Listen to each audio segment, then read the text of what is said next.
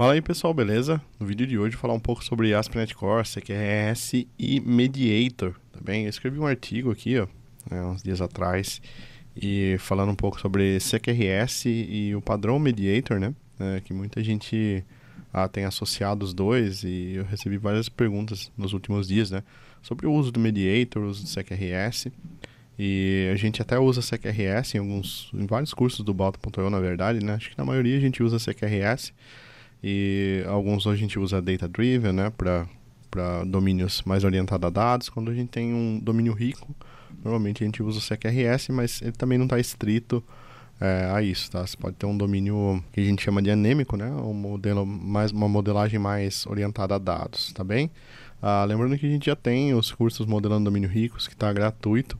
O curso 7182, que é Refatorando Protestos de Unidade, que a gente trata toda essa parte de modelagem de domínios ricos, entidade e tudo mais, tá bom?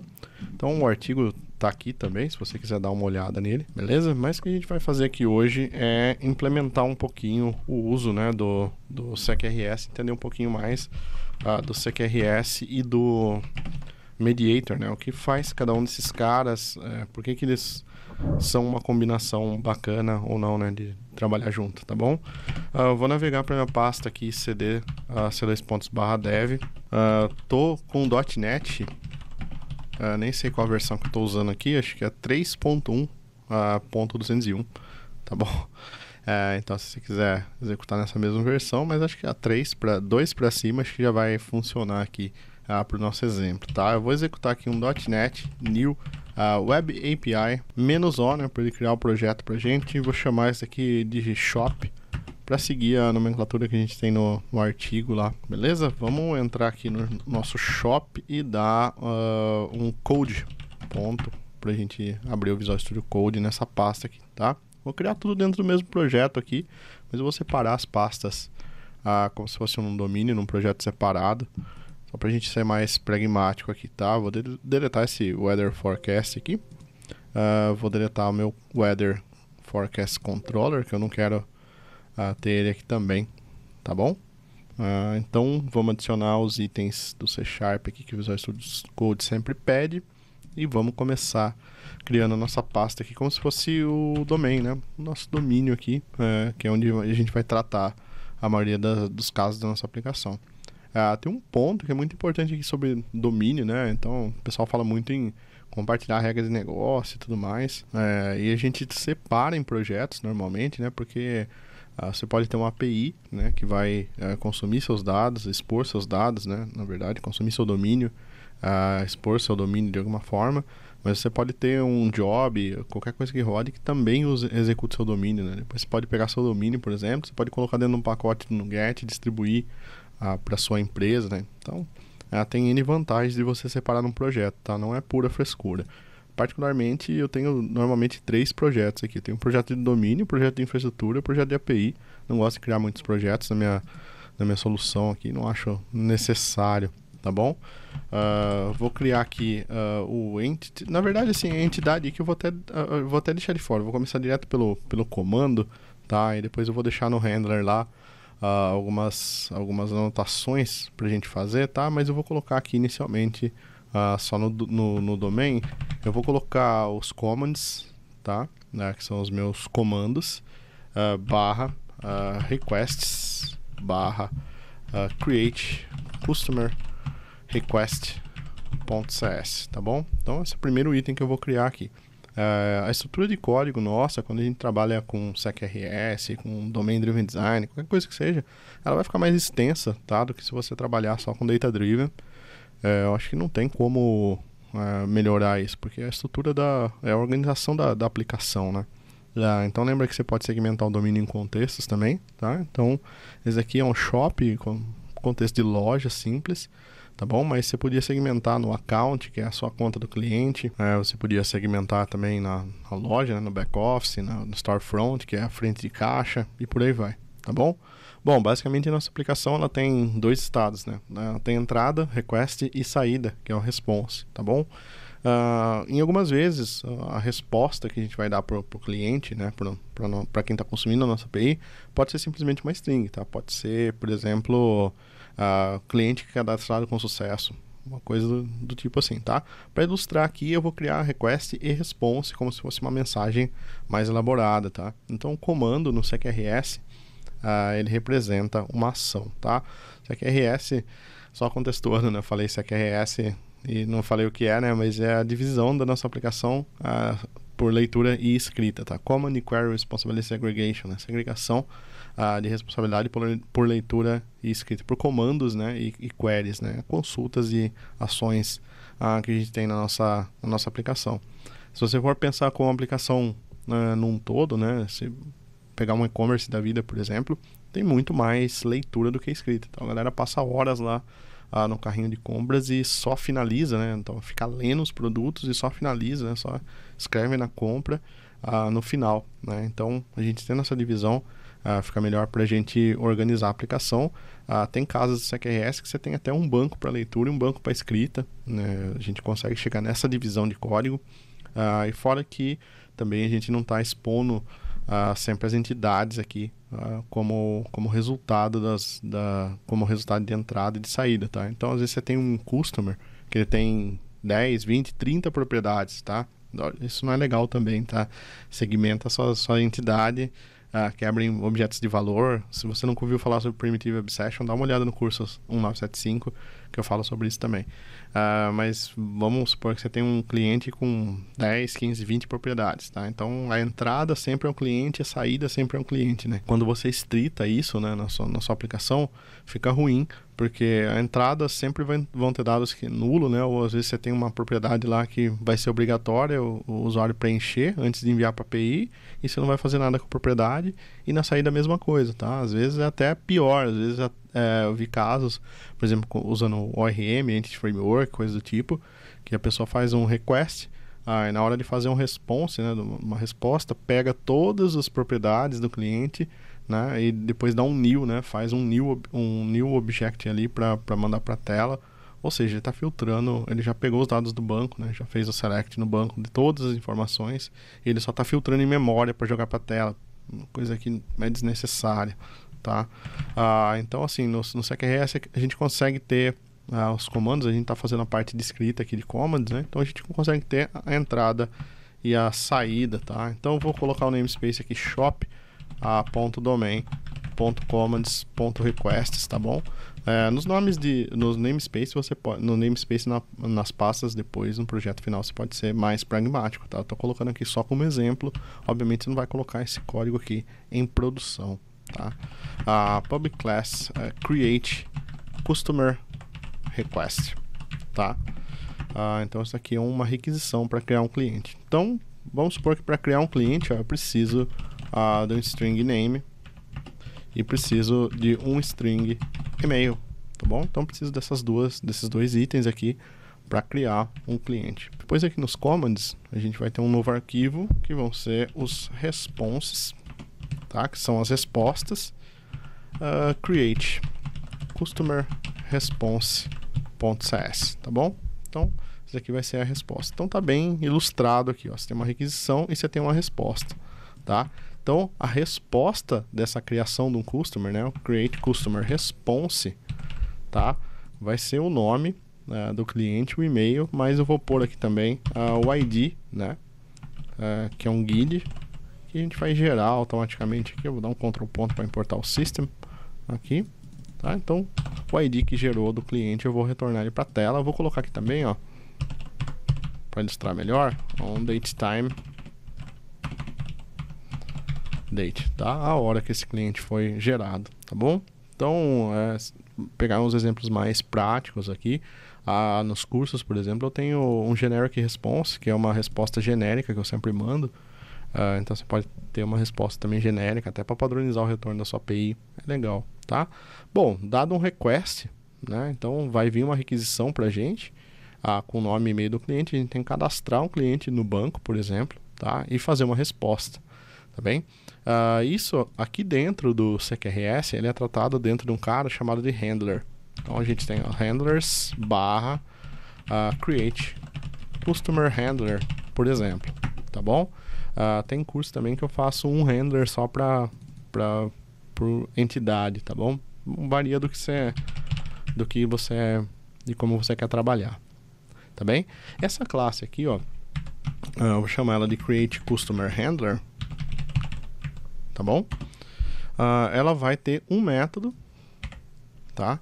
Que vai ser o método handle, né? Então a gente vai ter aqui, ó, um public, tá? O que esse método vai retornar? Ele vai retornar um response, ó, Create Customer Response, tá bem? Então não estou pensando em reusabilidade de código e nada, aqui é só um exemplo, tá, gente?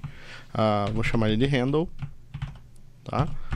Então, create customer response, ó, request aqui, tá? E no nosso handle aqui, a gente vai receber o nosso create customer request, tá? Então a gente recebe o request e passa o response para esse cara aqui, tá? Deixa eu só acertar, acho que o namespace aqui do response. Beleza. Vamos acertar ele aqui, ó. Tá bom? Então aqui no caso, estaria só a regra aqui, né? Então, por exemplo, assim, verifica se o cliente já está cadastrado. Valida os dados. Insere o cliente. Envia e-mail de boas-vindas, tá? E depois retorna o resultado, tá? Então a gente vai ter um return aqui. No nosso caso aqui eu vou dar um new create customer response, tá bom? E aqui dentro dele eu vou colocar aqui os dados fictícios, tá? O ID ele vai ser .newGuide, tá bem? O name eu vou colocar como André Baltieri. E o e-mail eu vou colocar como andré@pauta.io. E o datetime eu vou colocar como datetime.now, tá bem?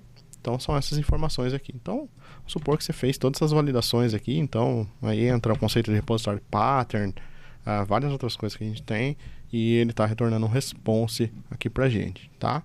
A melhor forma que a gente tem de utilizar isso dentro dos nossos controllers, tá? Lembrando que a gente está num exemplo básico aqui, é ter uma interface para o nosso handler para a gente já conseguir fazer a injeção de dependência. Na verdade, a gente consegue fazer a injeção de dependência através do Customer Handler direto, tá? Mas não é muito elegante, tá? Então, eu vou criar uma classe aqui, uma interface aqui, ó.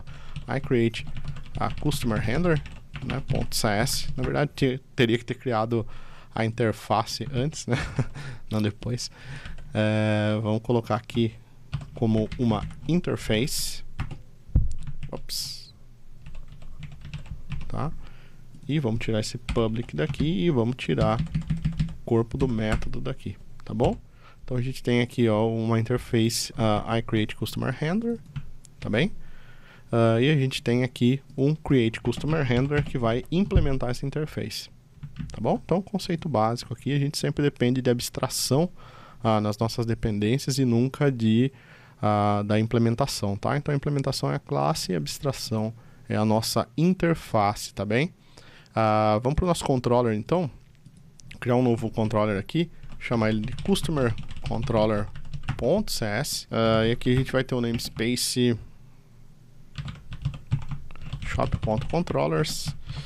Eu vou ter aqui um public class customer controller, que vai herdar de base controller, tá? Ou controller base, nunca lembro qual que é controller base, que é o do ASP.NET MVC, tá bom? A gente vai decorar esse cara aqui, ó, com API controller, que é o nosso controller de uma API, tá bom? Depois a gente vai ter um método aqui, HTTP post, tá bem? Eu não vou me prender também ao task, action results e coisas do tipo aqui, porque é só um exemplo, tá, gente? A gente vai ter um public create customer response, tá? Esse é o retorno do nosso método. Vou chamar ele de create, tá bem? Então eu vou dar um control ponto aqui pra gente importar nossas responses e a gente vai receber aqui, ó, um create customer request, tá? Deixa eu só minimizar aqui. Então, create customer request, vou chamar ele aqui de command, tá bom? Esse request aqui ele vai vir do corpo da requisição, então a gente vai ter um from body aqui nele, tá bom? E aqui já no ASP.NET Core, né, acho que das versões 2 para cima, a gente pode usar o from services, né, para fazer a injeção de dependência aqui. Então, vamos chamar o nosso iCreateCustomerHandler aqui, importar ele, chamar ele de handler aqui mesmo, tá? E o nosso command, tá? E a gente vai retornar o handler.handle do nosso command, tá bem? Então esse ficou o nosso código aqui, ó. Então o controller ele fica bem enxuto porque a regra de negócio ela sai do controller, acaba vindo aqui pro nosso handler, tá? Do nosso create customer handler aqui, por exemplo. Isso permite que nosso controller fique mais enxuto e que a gente consiga usar esse handler aqui em diversos outros lugares, né? Então, se tiver um job, se tiver uma outra API, se tiver um site, né, com Razor Pages, Blazor, qualquer coisa que seja, você consegue reutilizar esse código, tá bom? Vamos para o startup agora, aqui da nossa aplicação. Vamos resolver a nossa dependência aqui, services.addTransient, tá?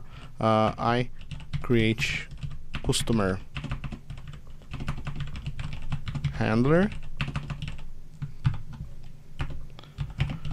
create customer handler, tá bom? Então essa é a dependência que a gente tem ali no nosso controller, tá bem? Vou dar um clear aqui no nosso projeto, um .NET Build, tá bem? E um .NET Watch Run, tá bom? Para deixar a nossa aplicação rodando. Deixa eu só configurar a rota aqui, que eu acho que eu não configurei nada aqui no post, tá? Já até deu um erro ali. Depois do post aqui, deixa eu colocar um route. Eu vou colocar a rota como vazia nesse cara aqui. E aqui abaixo do controller eu vou colocar a minha rota como customers. Tá bem? V1/customers aqui para seguir nosso padrãozinho aqui. Tá bom? Nosso app tá rodando. Acho que não deu nenhum erro aqui agora. Beleza. Vamos abrir o nosso Postman. Tá? Ele está rodando na porta 5000 ou 5001 HTTPS. Vamos compor uma nova requisição aqui. Deixa eu tirar essa lateral aqui. Ele vai ser um tipo post, tá? A gente vai usar aqui o HTTPS //localhost 5001 /v1/customers, tá? Para pôr para o nosso cliente, só vem aqui ó, em File Settings e ver se você está desabilitando a verificação do SSL, senão ele não vai funcionar aqui, tá bom? No body a gente vai colocar o raw, mudar para JSON e vamos enviar aqui, ó, o nosso name como André e o nosso e-mail. A gente não tá validando nada mesmo, né? Então tá com 2 M's aqui como @a.com, tá bom? Vamos dar um send aqui para ver o resultado. Tá? Ele deu um resultado 200, então ele gerou, né? Então ele passou pelo nosso request lá e fez o nosso response, tá? Então ele já desceu para o nosso handler, passou no nosso create customer handler, retornou o nosso response, tá bom? Nos casos de queries você pode ter a mesma estrutura aqui de comando, não muda nada aqui, tá? Onde que entra o mediator nesse cara aqui agora, tá? Então quando a gente cria as nossas, qualquer aplicação, na verdade, o mediator não está estritamente ligado com o CQRS, tá? Então, pessoal, acho que para usar CQRS precisa do mediator. Nesse exemplo aqui, a gente usou o CQRS, fez uma implementação bem básica do CQRS, sem event, sourcing, sem nada, tá? Que também não está ligado, estritamente ligado, tá? Embora seja comum ter o uso junto, mas também não está estritamente ligado. A gente fez uma implementação sem framework, sem nada. Então, funciona sem o mediator, funciona sem event sourcing, funciona, tá bom? Então, funciona, agora tem que ver a necessidade se você precisa, né? O mediator é o que? Ele é um padrão para abstração de comunicação. Então, ao invés de, por exemplo, aqui chegar no startup, né, e ter dependências do customer handler, como a gente tem aqui, então a gente tem create customer handler, né? E aqui no nosso controller a gente tá falando, ó, esse customer handler aqui, ele vai gerenciar esse comando, né? Então a gente está estritamente ligando esse comando a esse handler aqui, tá? Então a gente tem um fluxo de comunicação aqui. A gente sabe que esse comando é gerenciado por esse handler. Quando a gente usa o padrão mediator, que em inglês chama, a tradução seria mediador, né? que faz a mediação, eu vou simplesmente chamar o mediator.send e mandar um command, tá? E ele, por si só, vai saber como gerenciar esse comando, tá? Ele vai saber qual classe vai receber esse comando por parâmetro e executar esse comando, tá? Acho que por isso que é tão comum o exemplo do mediator junto com o CQRS, tá bem? Então, bora aqui. O nosso response ele vai ficar igual, não vamos mudar nada do response. O nosso request, a gente vai mudar aqui para o seguinte, eu vou parar a nossa aplicação, tá? Vou dar um Ctrl C para parar aqui, vou dar um clear e vou dar um .NET add package, tá? E o pacote que a gente vai usar aqui é o mediator, tá? MED-ATR, tá? Então, mediator, pacote aqui, tá bem? E agora aqui, no nosso request, eu vou dizer que ele é um iRequest, tá? Ctrl ponto aqui, ele já vai aparecer para usar o mediator. Nesse iRequest aqui, eu vou especificar que o retorno dele é um create customer response, tá bem? Então, eu já posso especificar os dois aqui. Falta um S aqui, tá bom? Então, eu já posso fazer isso. Então, essa foi a mudança que a gente teve no nosso comando aqui. Agora eu estou dizendo que ele é uma requisição, né? Um iRequest. E o retorno dele é um create customer response, tá bem? Vamos agora para o nosso handler, tá? No nosso handler aqui a gente vai trocar a interface do create customer handler, senão obviamente o mediator não vai saber qual item que vai gerenciar esse comando, e a gente vai trocar ele pelo iRequest handler, tá? Então, se você está se perguntando como que ele descobre, né, qual cara que ele tem que usar para, né, qual classe que ele vai usar para gerenciar o comando, iRequest handler, né? Então, request, manipulador do request, tá? Então, quem vai manipular esse comando aqui vai receber um create request command, create customer request, perdão, tá? E vai retornar um create customer response, tá bem? Então é isso que vai acontecer aqui, ó. Tá bom? Ctrl ponto aqui, ele vai pedir para implementar essa interface, tá bom? Então tá tudo certo aqui, ó.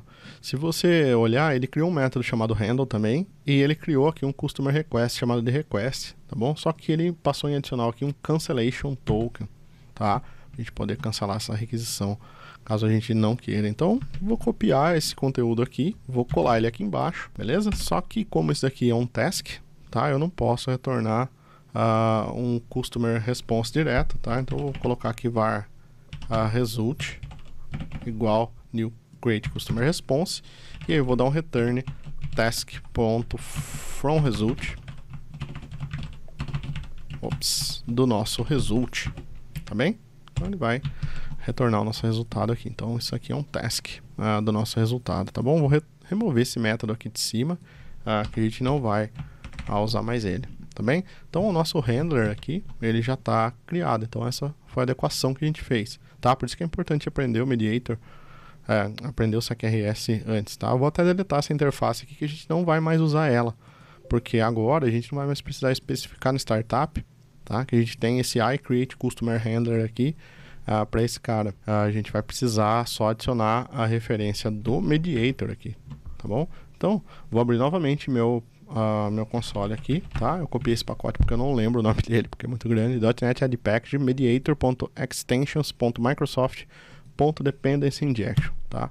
Isso aqui é para a gente fazer a injeção de dependência do mediator aqui na nossa aplicação, tá bom? Vou dar um clear aqui, vou dar um exit e tá tudo certo. Aí, em vez de usar o services.addTransient, né, a gente vai usar o services.addMediator com R maiúsculo, beleza? Tá? E aí ele vai pedir o assembly da nossa aplicação, que eu nunca lembro como que pega aqui. Tá aqui, ó, assembly.getExecuting assembly, Ctrl ponto aqui, vamos usar o reflection aqui em cima, tá bom?